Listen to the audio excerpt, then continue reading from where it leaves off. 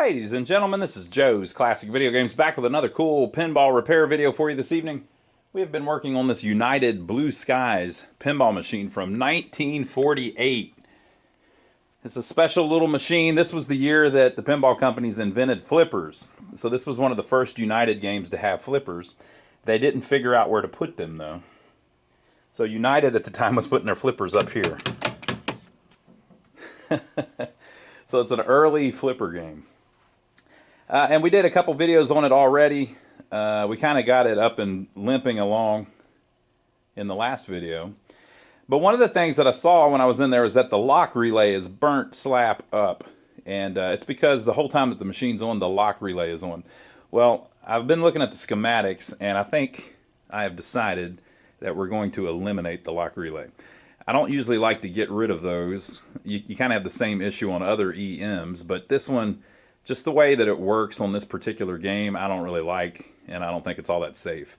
And I'll show you what I'm talking about. So one reason that I don't like it is because the game is on right now because of the lock relay.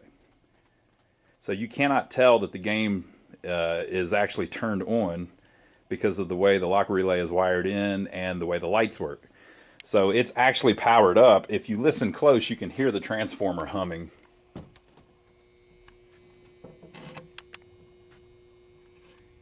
And like I said, usually I like leaving them the way they were. If it was in my house, I would just unplug it. But the problem is, I'm going to put a power switch on it where you can turn it on and off, but it would appear to be off right now. And it's not. It still has power running through the transformer. So if that transformer melts down or something, you wouldn't even know what was going on. So I just don't like that design. Back in the day, it was probably perfectly fine. And I'm not super squeamish about electronic issues like that. I don't, like I said, a lot of times I leave the lock relay and let it do its thing. But this particular one, it's so old school the way they designed it that I don't like it. So I'm going to show you on the schematics how it is wired up right now and why we're going to change it. Let me start it for you though. We don't have the door on it, but there's a little lever in here that the coin slide would hit. All right. So it's kind of doing its thing. I don't think I've got the playfield all the way down.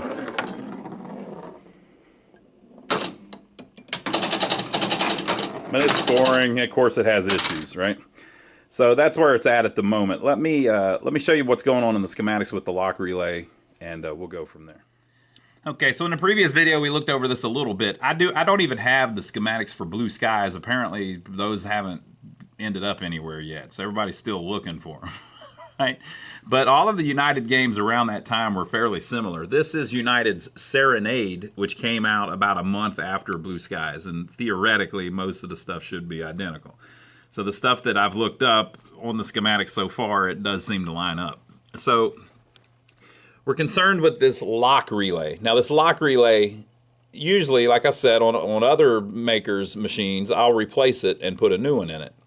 The problem with the thing is that they stay on all the time, so they overheat. On the bottom of this playfield, it's actually charred and has burnt away a whole layer of the plywood just from the heat of this one coil. And so I've been thinking about how I want to handle this. If maybe I could put a cooler coil on there so you could change the windings of the coil. This one, for instance, is 29 gauge wire wrapped 1150 times around the bobbin. Well, you could do like a 28 1200. I was considering doing that. That's one that Williams used a lot, and it wouldn't be as hot. It also wouldn't be quite as strong, you know. So, you know, and I'm looking around and I'm trying to find what other people have done, and I can't find anybody that's really talked about what they've done with a United game, right? 1948. It's one of the early ones. So I've found the two things that the lock relay actually does. It only has two sets of switches on it. So one of the sets of switches is right here, on it, right, you know, helping feed power to it, and then the other one is down on the lights. So if this coil was not in there, this switch would never move. Okay? So this is drawn how it is whenever it's engaged. So whenever the lock relay is on, it is getting power through this switch and turning itself on. Right? Now what first draws it in is the start relay. So whenever you start the game, it sends power through here and pulls in the lock relay. Once the lock relay pulls in, it closes, click, and now there is power on the lock relay and it stays on the entire time. So the whole purpose of that is so that whenever the game turns on, if this isn't in, this switch will be over here and it will tilt the game. It will turn on the tilt relay. However, that doesn't really matter much, you know. I mean, it's basically so that you can't walk up and play the game in the middle of the game or something. I mean, on a game this old, I don't think that it even matters. So my theory is we could just close that where it's always closed. If you wanted to tilt the game, if you actually tilted it with the pendulum bob, it would still tilt. You just wouldn't be able to tilt it by turning off the lock relay, which is only done at the very beginning of the game. The only thing that turns the lock relay off is if you kill the power once the game is up and running. So its whole purpose is to tilt the game at the very beginning of the game. I'm not too concerned about that because of something I'll show you here in a second. If you were playing the game and you actually tilted it with the pendulum tilt that swings back and forth, it would still tilt the game and everything would work the same. All right, so here's the other thing that the lock relay does. It has two switches on it. And again, these are really the wrong schematics, but it's the same. You have this switch on it. Closed when enabled lock relay. So whenever the lock relay pulls in, it closes this switch, which allows all of the lights to light up. So when you first turn on the game, none of the lights are lit up until the lock relay pulls in. So that's the situation that we're sitting in right now. The game is just sitting there. The transformer has power on it right now, but you can't tell that there's any power in the game because the lock relay hasn't pulled in yet. Now, why did they wire it like that? It's because they wanted the location to be able to have it sit there like that, basically dead, but it leaves the transformer hot. Well, when it was new, I guess it wasn't a problem. And if you look at all of these switches, even if this transformer is on, none of the lights are on because the lock relay is off, so that is open. So all you have is power in this wire and power on the transformer. None of these switches connect to anything. They're all open. Every switch in the game. Unless you were to hit one of the points or something on the playfield, nothing would ever get any power to it. It would just have power in the wires. So I guess they felt that was fine, especially since once the 5 balls had rolled down to the bottom of the playfield, you had no way of getting the balls back up to the top of the playfield. Okay. So whenever the game first comes on, if it's tilted, then this switch has opened.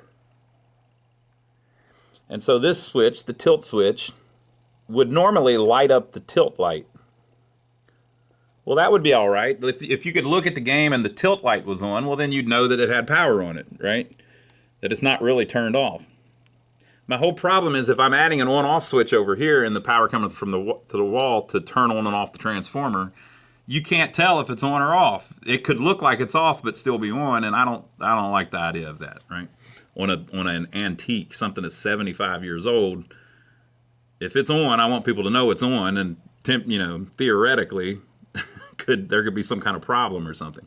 When they turn off the switch, I don't want it to be sitting there like that with power still on the transformer. Of course, you understand what I'm saying.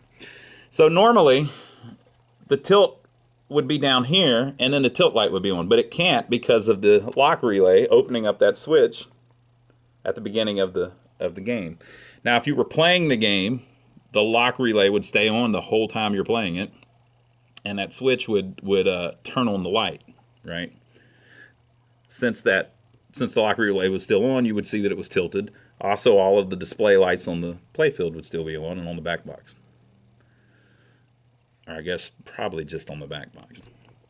Okay, so it's kind of only used at the very beginning of the game. If you just made those switches always on, it would be like you turned it on and then hit the start of the game to get all the lights on. So you don't necessarily need it, is my whole point.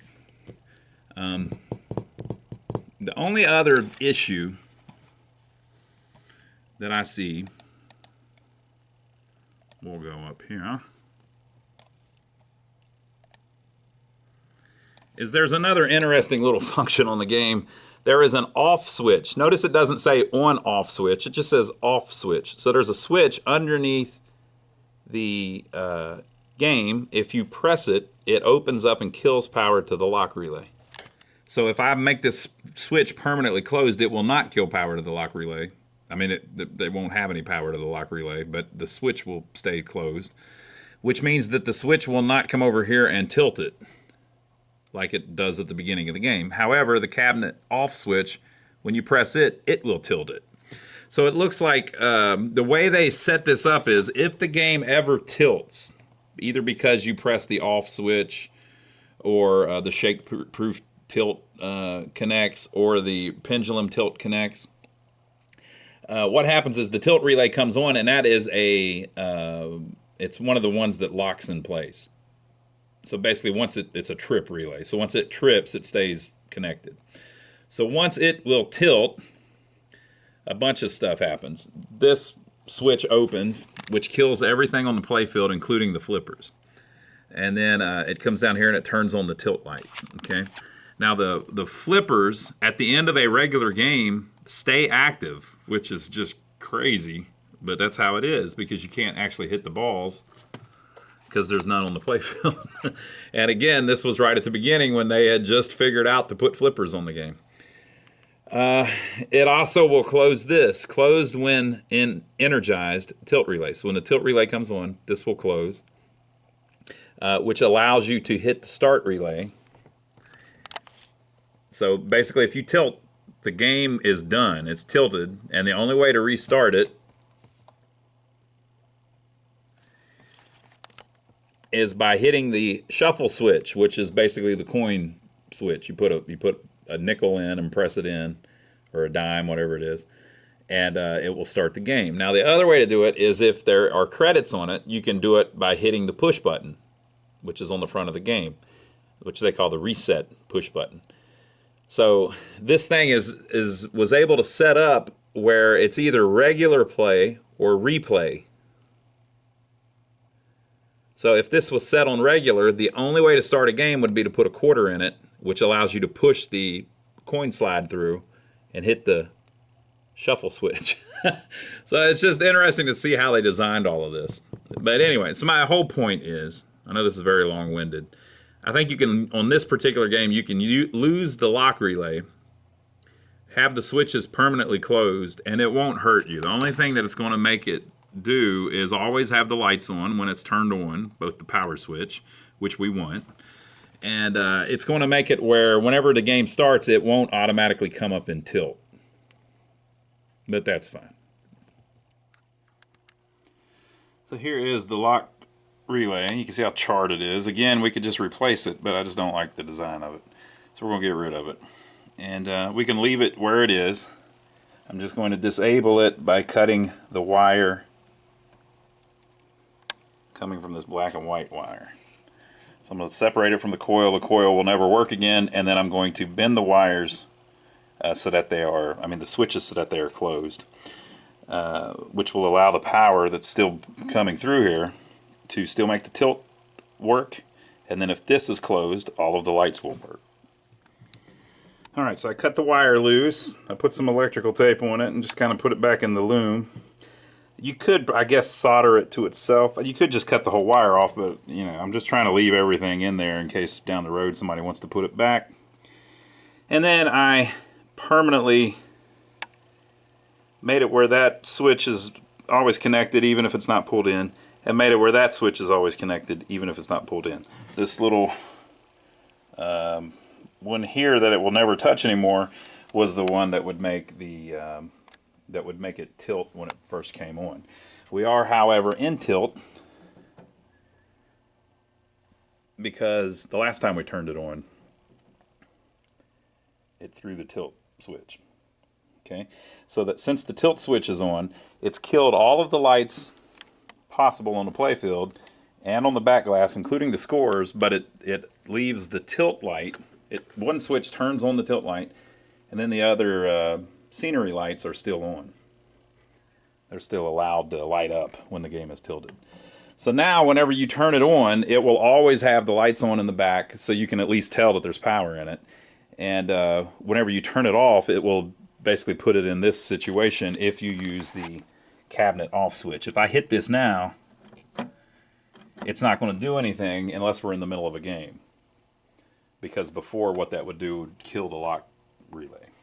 So I think that's the best way to do it. So when the power line comes in, I'm going to run it into a switch that will mount somewhere to turn the cabinet on and off. And you will know if it's off because nothing will be on, and you will know if it's on because the scenery lights will always be on. So a very simple thing to do. I just wanted to work through the schematics to make sure that was the best way to do it. And it should still tilt. Like if I...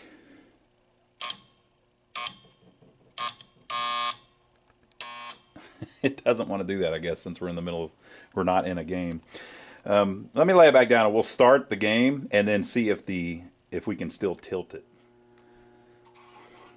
Alright, so it started back up. Notice the gate is open, like it should be. We haven't worked through a bunch of the game yet, so there's probably stuff still screwing up. But if we assume that we've shot a ball, we hit the bumper, that should close the gate. And it did. We're not tilted. Everything's cool. One thing I've noticed is that we've always got the 100,000 light on. We got to figure that out. We haven't even worked through the stepper units or anything. The reason that it's making noise right now is because whenever these lights are lit, for whatever reason that happens, if I get it to bounce back to the other ones, you'll hear that buzz go away. If I can remember how to do that.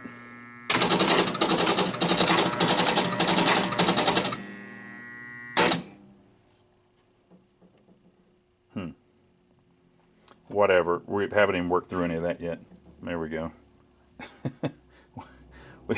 we got lots of little issues. But let's see if we can tilt it now. So there's several ways to tilt it. One is if this bob would touch that rail, it would tilt. But that's also the way that it should work if we hit the off switch now. Perfect. Perfect. So now that it's tilted, the only way to start the game is if you have credits to hit the start button, if it's set on replay, I don't know if it is, or to hit the shuffle switch with the coin slot. So whenever you first turn it on,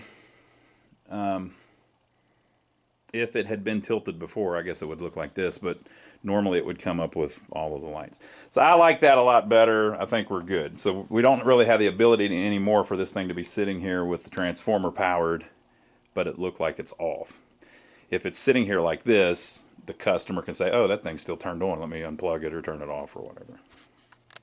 Okay, folks, so I'm trying to see what needs worked on, and I can't even tell how the game scores, like what it's supposed to do. So we're going to read the instructions that actually go on the cabinet. Blue skies. Now keep in mind, we don't have the actual schematics for this actual game. Bottom center pocket scores extra special when it's lit. All pockets score as indicated. The bonus bumpers advance the bonus 1 point. All rollovers spot numbers and score as indicated. Bonus resets only at the start of the game. Okay, and then you can win specials, which is the replay. So if you get 5 million points, you get a replay. 7 million, you get 3. 6 million, you get 2. 8 million, you get 4. 8,500,000, you actually get 5 replays. If you light up the 1 through 10, or whenever you turn them off, 1 to 10, whenever they're all turned off, you get 1 replay. And you get an extra special when it's, if you get the extra special when it's lit, you get 5 replays. So it doesn't completely tell you how to even play the thing. So let's look at the play field and see if we can figure it out. So for instance, bonus bumpers advance bonus 1 point. I don't get that. Bottom center pocket gives you the extra special when lit. I don't completely get that. Okay, with that in mind, let's look at the relays again, because that should help us understand at least what it's trying to do, right? So there is a 1 to 10 relay, which you would think would go off if 1 through 10 get tripped. 1 to 10 switch. 1 through 10 switch. Okay. Number 10, number 9, number 8, number 7, number 6, number 5, number 4, number 3, number 2, number 1. There's the tilt, the starting coil, automatic reset coil. Okay, so that's fairly typical of how a lot of them are done. As you trip, like the number 1, number 2, whatever, it trips them, and then they stay down. When they all go down, that itself trips one of these, I guess. Okay, so let's see what these are again. This says center hole relay, so when you land in that, something different will happen. Bonus holes relay. 5 replays relay. Million relay. 200,000 relay. 150,000 relay. 100,000 relay. So those are all just ways to score points. So there should be some way to score 100,000, 200,000, 500,000. Yeah, that's 500,000, not full million. 50,000 relay. This says spots number plus 50,000 relay. This says bonus and bonus plus 10,000 bumper relay. And this says score changeover relay. See how those are the make break switches and it can go one way or the other? And it's not, that one don't look properly adjusted. That's going to be what bounces it back and forth from some of the bumpers being lit to some of the other ones being lit. Okay, so let's read the playfield and see if we can tell by looking at that. And this is obviously the bonus unit. That coil looks toasty, but it looks like it works fine. I don't know. That may be that loud noise we're hearing, though. Okay, so there's tons of bonus bumpers that I would assume do the same thing. They add 1 point to the bonus according to the scores. Bonus bumpers advance bonus 1 point. But the problem I have is I don't see where the bonus is illustrated. Maybe it doesn't tell you what your bonus is.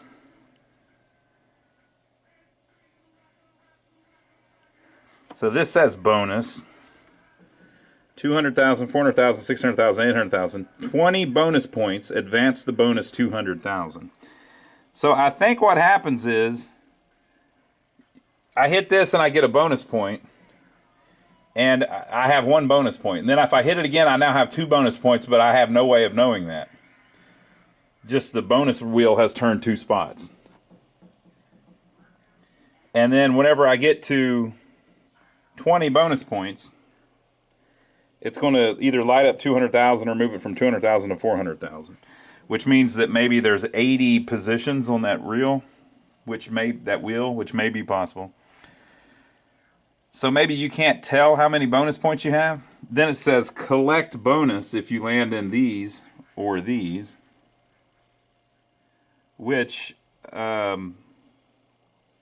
probably just gives you whatever's lit up here and adds it to your score.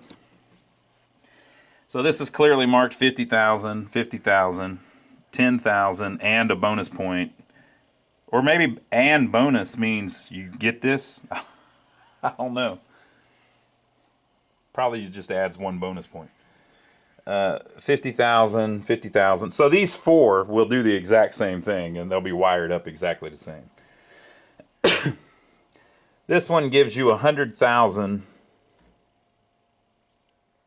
No, it's probably the roll through. No, it's got to be that. 100,000 when lit, 500,000 when lit. There was a 500,000 relay, so it must just be wired to that. And there was 100,000 relay, which must be wired to that. And both of those said 500,000 and bonus. And this said 100,000 and bonus, I think. So these are 10,000 and bonus. It's pretty easy to hit the ball into here with the flippers. Spots number and gives you 100,000 points. And it seems like when it does that, it goes and it runs through the 100,000 each time that it gives you 100,000. So it's real noisy. Same thing down here, 100,000 when lit, but that would be that actually, and 500,000 when lit, which is the same as the two at the top. So those would be wired in together. And then here is our bottom center hole that they're talking about. Extra special when lit, so that's probably going to be these two lights. Extra special when lit, lights when 1 to 10 are made. And I think it gives you 100,000 when you land in it, and it spots a number. So the spots and number thing is interesting. There is an arrow back here that moves, and only one of them's lit. And so 1 through 10 are lit up when you start, and the arrow might be on number 2. If you get the spots number thing, it gets rid of 2.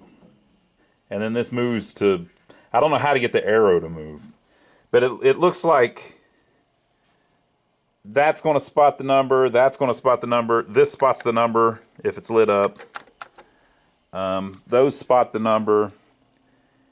But it doesn't spot the number like give you the next one. It gives you whichever one's lit up. And the 1 through 10 doesn't correspond to anything on the playfield. Like this is not 1, 2, 3, 4, 5, 6, 7, 8. There is no 1 to 10 on the playfield. It's just whatever is lit up with the arrow gets turned off whenever you, if you hit anything that says spots number. It just spots the number that is indicated by the arrow. But I don't know how you get the arrow to move. So what I'm going to do is I'm going to look at some more United machines and see if there's another one with this arrow feature on the back glass with the 1 through 10 at the bottom. Because it says on the flyer of this new number spot feature, blah, blah, blah, blah. So something new they were trying out, I guess, with this game. So I'm going to see if there's another United within a year or so of this that does the same thing, and it'll probably have that section of the schematics will be the same. The ones that I've been using, the schematics for the wrong machine, they have something where there's 10 lights on the playfield and 10 lights on the back box, so it's set up a little bit different.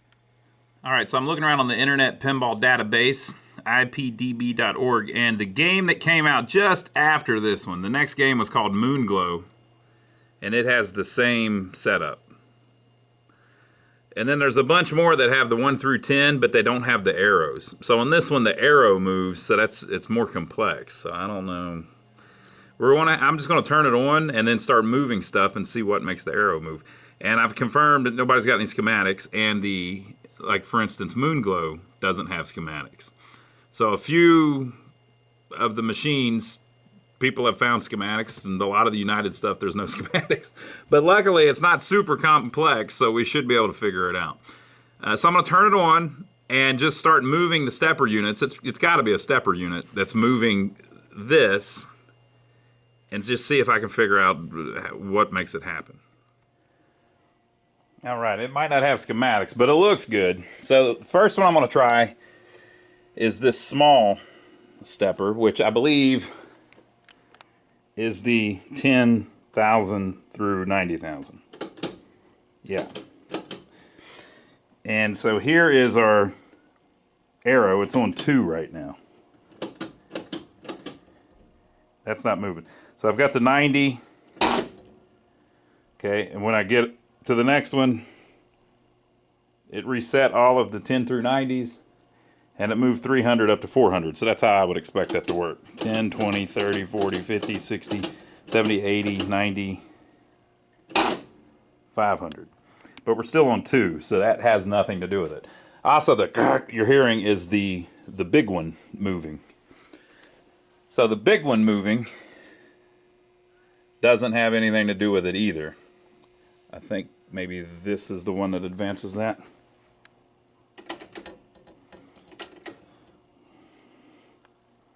Yeah, okay.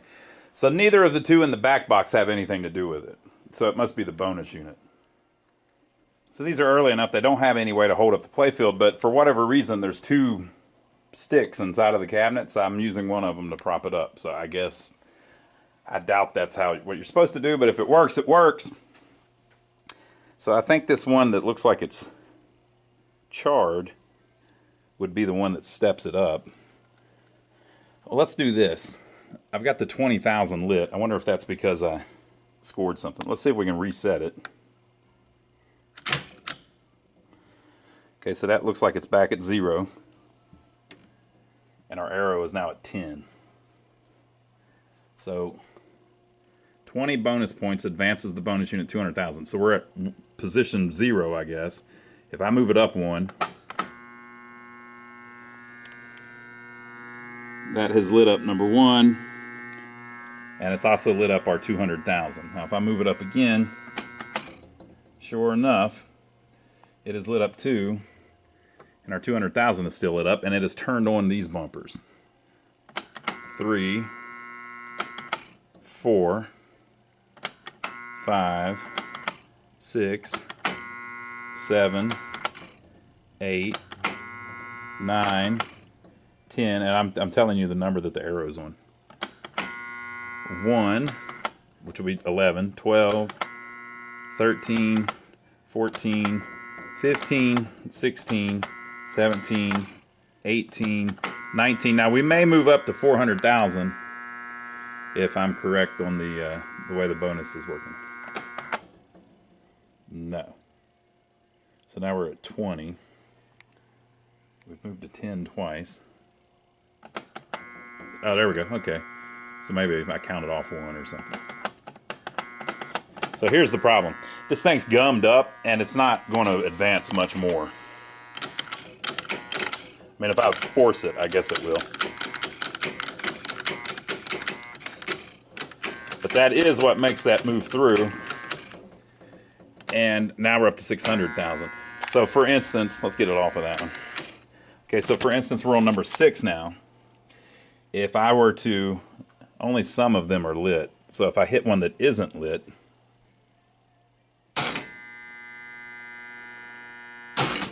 it's still advanced. I don't know. Oh, these are the, is this the one where it says,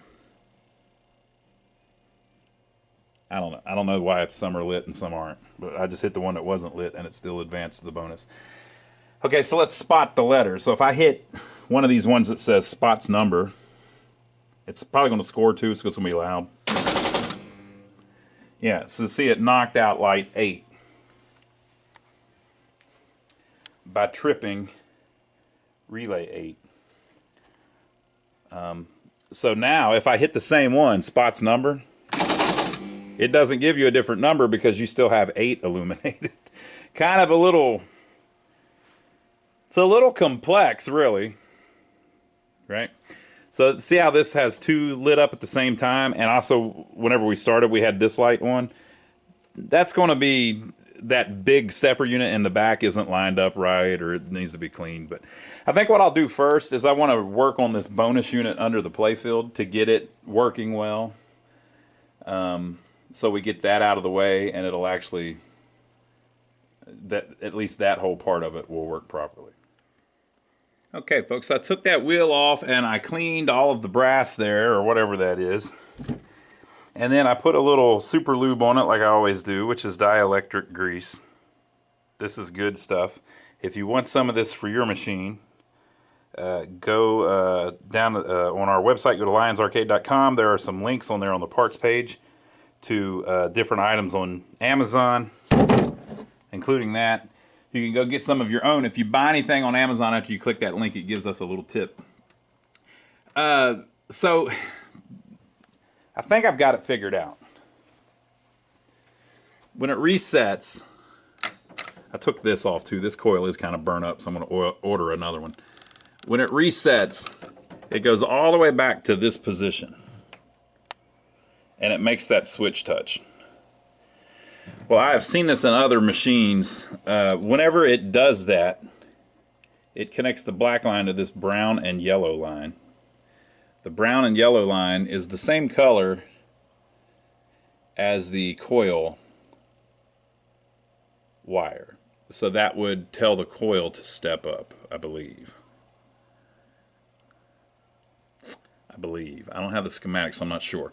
But I think what's going to happen is when you start the game, that's going to reset.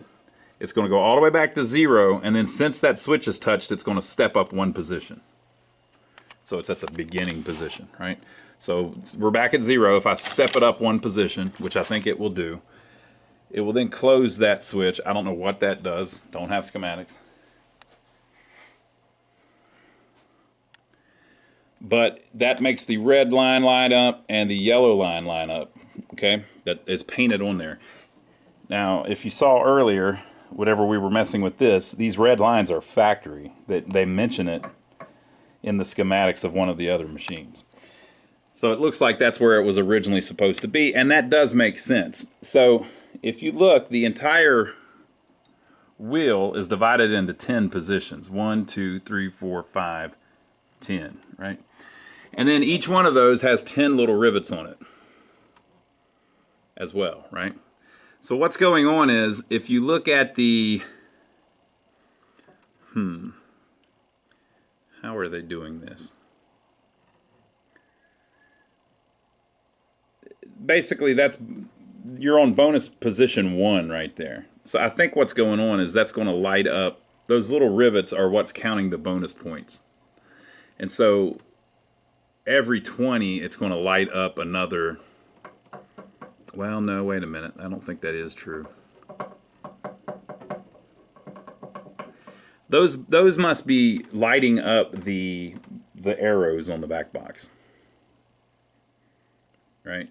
So it goes through 10, and then it resets and goes through another 10, and it goes through blah, blah, blah, blah. It's probably one set of them. Like it's this set. So we're at position 1. So 1's probably lit up. 2, 3, 4, 5, 6, 7, 8, 9, 10. They're 20 apart. I don't know. They've got it set up somehow like that. And then these other ones are going to have something to do with counting the bonus points or whatever. And whenever it gets to some position, maybe this one here is what lights up the 20, the 20,000, 40,000, 60,000, 80,000 lights. And then once it does that as well, it's got to make it where that will work. So that it's going to need some other connections on there to make it so that when the ball falls in that hole and it collects the bonus, that it actually does give you 20,000, 40,000, 60,000, or 80,000 points. So all of that is going to be controlled with this somehow. But I think I've got it right with that resetting, and then it steps back up 1 position. I moved this Bakelite board just slightly because the blades weren't lining up perfectly on the rivets. So if you look at it, like if you compare that black board to the gray board behind it, it's just slightly canted now to get it to where it makes everything line up. And then there were 1 or 2 of the blades that weren't quite right, so I just tweaked them a little bit so that they land on the rivet just right. It's all metal. It can be bent. Someone may have bent it before. I bent it back. So I think that bonus unit is as good as it can get, and I think it will actually count up 1, 2, 3, 4, 5, 60 positions if it needs to. If you look at those little rivets, there are 60 of those around there. 61, actually. There's one here at the 0 position. I don't understand that. But we'll mess with it a little bit and make sure that's all right. So I think we've got that all right. While I'm in here, I'm going to go ahead and clean all of the switches on these relays with a little file just to get the the grime and everything off of them. There's not really a bunch of them. As a matter of fact, all of these little number ones, all they have going on, like this is the number 6, all that is doing is lighting up the number 6 light on the back box. So when that trips, it's just turning off number 6. But what's going on here, let me do it by hand and then you'll see it. See all of these? So if we trip all of them, 1, 2, 3, 4, 5, 6, 7, 8's already tripped. So when I trip, 9, when I trip 10, it's probably physically going to allow one of these to trip. If it doesn't get my finger. Yeah. So they just have it set up so that if all 10 of them are down, it knocks this one down. Like that one, nothing can hold that up anymore. But if 8 were back up, that can stay up. And so now if 9, if I'm waiting on 9, it would trip it. It's just see this little metal bar here? That's how they're doing it. So if any of these relays is up, that bar is up. Which is under this one.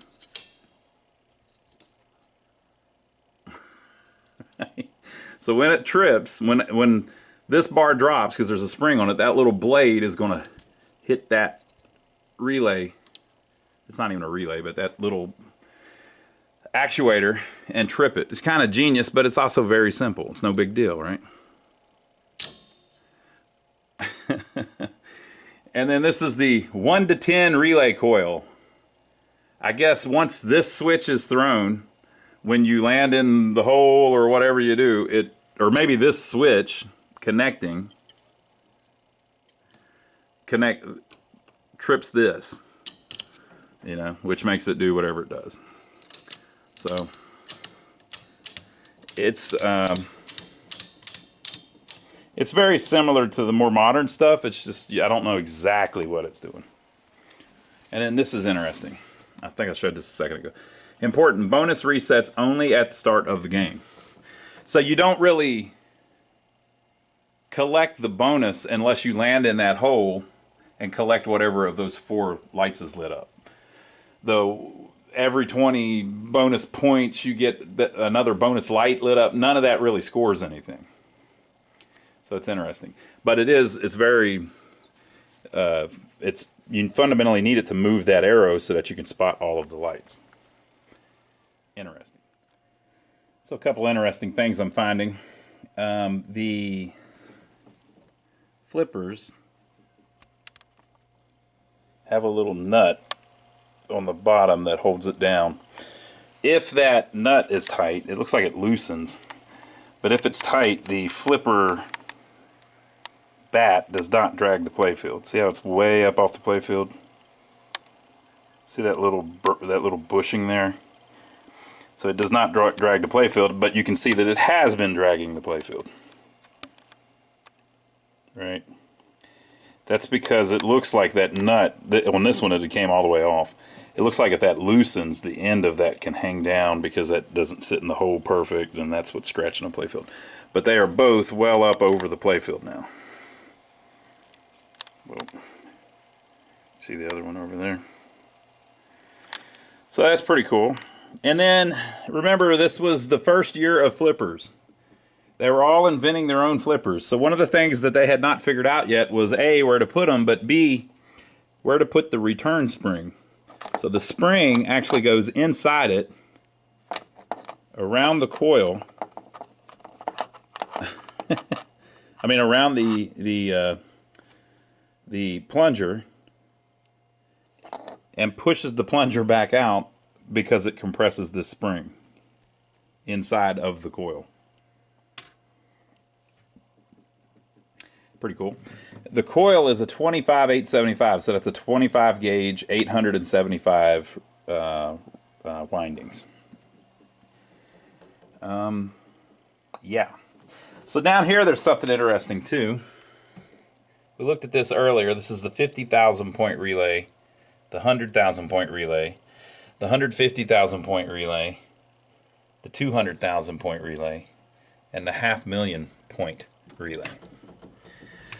So look at how they have done this.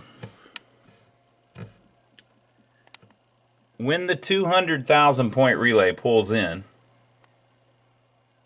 it connects this switch, which then connects power, the same power that is turning on the relay, to this inside switch, which effectively turns on the 150,000 point relay.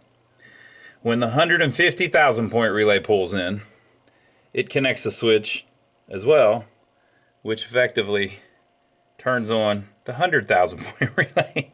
And when the 100,000 point relay pulls in, it connects power through a switch that turns on the 50,000 point relay. So you can turn on the 50,000 by just sending power to that green line. But if you turn on the 100,000, it's going to turn on the 100 and the 50. I've seen this before in a couple games, how they do this little cascading relay thing. Just really cool. So that's pretty neat. All right, so I'm going to put the flippers back together. I've cleaned about everything on it. I need to get that coil, but this one still works. It's just noisy and looks like it's burnt up. And then I want to see if the bonus unit correctly steps up and does pretty good.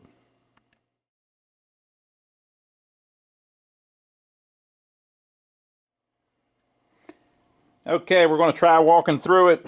Let me hit the shuffle switch, whatever. Now watch the 10,000 through 90,000 and the 100,000 when it comes alive.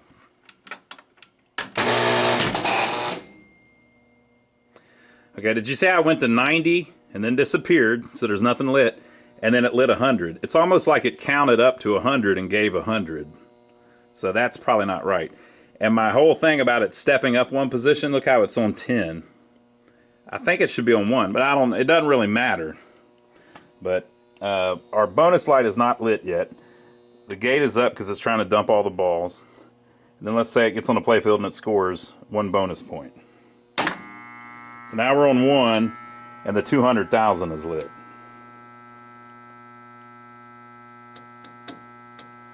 That may be how it's supposed to be. I don't know. Maybe you can't get a bonus until you hit one of the bonus things. I don't know. So now we're at 10,000. So I need to see if it will step all the way up to 800,000, which it has to give 20, 40. I have to get 60 bonus positions before that'll ever light. So we got to try it. It's probably going to be loud. You know, the bell's not ringing either, unless it rings on something else. So one more, we're probably going to have our next light. Yes.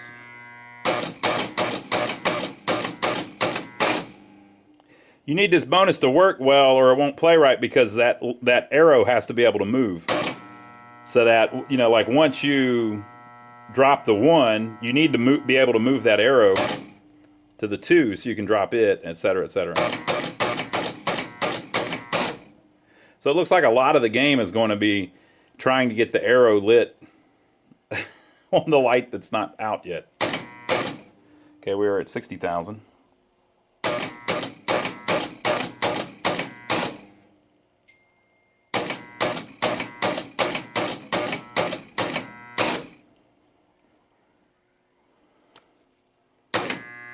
$800,000. Okay, now the reason that's important is because there's a spring. You know, as that thing winds up, there is a spring that it's winding up. If you don't get that just right, it won't be able to go all that many steps up. It'll only go maybe 20, and then it's fighting that spring the whole time, and it won't be able to go to 21. But we've got it nice and limber where it will advance 61 positions so far, which, you know, come on, if we're being realistic, on a 5-ball game, that's probably as many as you're ever going to be able to do because of the limitations of the flippers, right? So, yeah, so there we go. I'm pretty satisfied that we've got the bonus unit working well, with the exception that it's supposed to step up one position. But I don't have schematics, so I don't know. I don't know what that switch is for. That's just how it looks to me, but who knows. All right, folks, so that'll be it for tonight. We'll have to do another video as we go through the back box a little bit. I think we've got the bonus unit pretty good, though. I'm taking my time on this one. There's not many videos on YouTube of old pinball machines being repaired, so I figured while we have one in, we'll do a whole series on it so you can see every little aspect of it. And it's kind of fun doing it with no schematics, where you just have to figure it out. So I watched a gentleman on Pinside had a moon glow, which is, like I said, the one that came out just after this that had a similar thing with the arrow on the bottom. And when he started his up, the 200,000 light was lit, and the arrow was on number 1, which kind of makes more sense to me. But on mine, there's the paint there showing you where the spider should go. So I don't know. Schematics would help. But it doesn't really matter, because if it's pointing at 10 or it's pointing at 1, it doesn't really matter. It's going to move anyway as soon as you hit the bonus. And with the bonus light being off, that kind of makes sense too, because you haven't added any bonus yet, you know. But I don't know. I don't know, folks. It's a strange thing. So on the next one, we'll work on the scoring. We've kind of got it going. I'm going to order a couple coils. We'll work on the scoring. We'll figure out why 100,000 is lighting up whenever you start. And then as soon as you get down to 90, it goes up to 200,000. So you're starting with 100,000 points for some reason, which is probably just that big score wheel in the back, or score stepper unit in the back. It's kind of interesting how high these score. This goes up to 8 million points. Right? United only made flipper machines in 48, 49, and 50. Then they were done.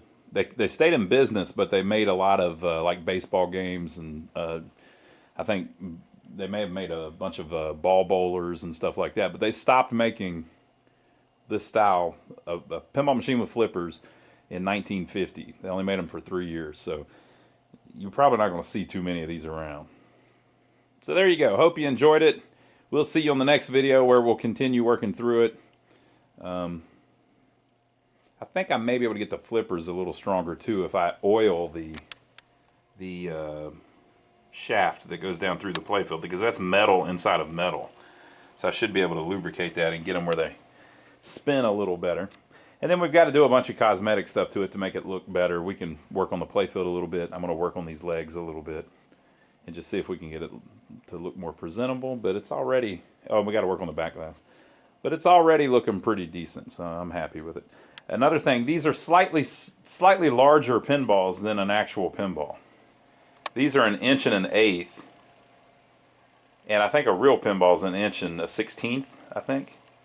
It's just slightly, oh, that's inches for all of you heathens out there that do metric.